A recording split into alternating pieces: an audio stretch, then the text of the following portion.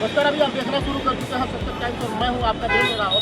अभी हम नगर पंचायत तमकुही राज में मौजूद हैं और मेरे सामने एक बैनर आपको दिखाई दे रहा होगा, अनिश्चितकालीन धरना प्रदर्शन। कहीं ना कहीं मैं इस मामले को पहले आपको बता दूं कि बीते 22 मई को जो है कि एक महिला तमकुही राज CSC में प्रसव कराने जाती है। उस दौरान डॉक्टर और जो है स्टाफ के लापरवाही के कारण महिला की मौत हो जाती है। उसको लेकर नगर पंचायत तमकुही में काफ़ी हो हल्ला होता है और तहसील से लेकर जो है कि अस्पताल तक काफ़ी बवाल मचता है। इसको लेकर जो है कि तमकुही के व्यापारी और तमकुही के नेतागण लोगों ने काफ़ी जो है कि आंदोलन प्रदर्शन किया। आज ये मामला इतना खून पकड़ लिया है कि आज लोग धरना प्रदर्शन को भी जो है कि मजबूर हो गए हैं। और अब मैं आपको दिखाऊँ कि यहाँ कांग्रेस पार्टी के पूर्व विधायक अजय कुमार लल्लू और जो है कि इनका समर्थन मिल चुका है और यहाँ जो है कि अजय कुमार लल्लू भी पहुँच चुके हैं इस धरना को समर्थन देने के लिए।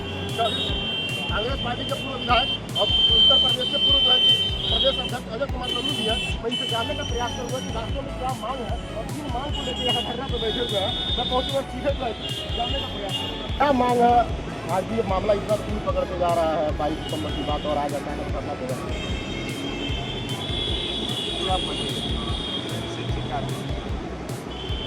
घरेलू महिला कोई अस्पताल डॉक्टरों की लापरवाही और कई सारे सवाल खड़ा और सवाल जेन्युइन परिवार के लोग लगातार इस बात कह रहे हैं कि जांच होनी चाहिए, कार्रवाई होनी चाहिए, डॉक्टर के खिलाफ मुकदमा दर्ज होना चाहिए, वो आगे क्या बोलते। मेरे समझ में ये नहीं आ रहा है वो डॉक्टर कितना शक्तिशाली है। तमकुही की जनता, परिवार के लोग और तमाम सामाजिक संगठनों के लोग, विभिन्न राजनीतिक दलों के लोग सड़क पर आंदोलन, प्रदर्शन, ज्ञापन,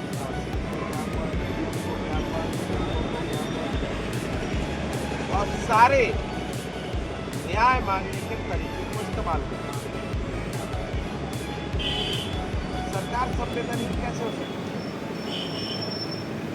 अभी तक कार्रवाई क्यों नहीं? डॉक्टर के खिलाफ और स्टाफ के खिलाफ कार्रवाई क्यों नहीं? इसके दबाव में रोका जा रहा है।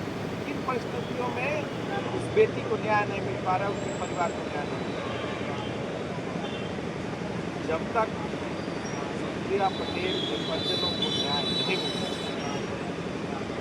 लड़ाई में हम और हमारा पूरा दल इस आंदोलन में समर्थन करेगा और डॉक्टर की बर्खास्तगी होनी चाहिए या मुकदमा दी जानी चाहिए और उनकी जांच तो मांग क्या है? डॉक्टर को बर्खास्त करवाना है कि डॉक्टर को ट्रांसफर करवाना है?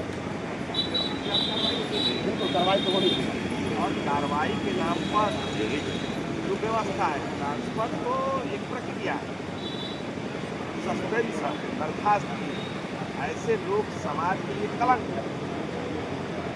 जो लोग भगवान के रूप में डॉक्टर की संज्ञा दी जाती है और वहाँ बैठ कर अगर किसी व्यक्ति को बचा नहीं पा रहे, किसी व्यक्ति का सही ट्रीटमेंट नहीं कर पा रहे, लापरवाही के नाते किसी मृत्यु हो रही है, निश्चित रूप से उनका जो इलाज है वो पूरी तरह ये साबित करता है वो इलाज कर पाने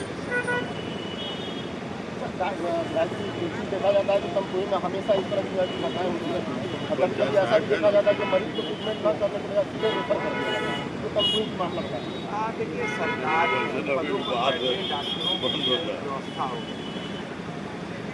और मैं समझता हूँ वही डॉक्टर जब प्राइवेट प्रैक्टिस करते हैं सारे हॉस्पिटल खुले रहते हैं, सारे रास्ते, सारे विकल्प खुले रहते हैं, लेकिन जब वो सरकारी अस्पताल में डॉक्टर की कुर्सी पर बैठते हैं तो वो केवल औपचारिकताएं पूरा करते हैं।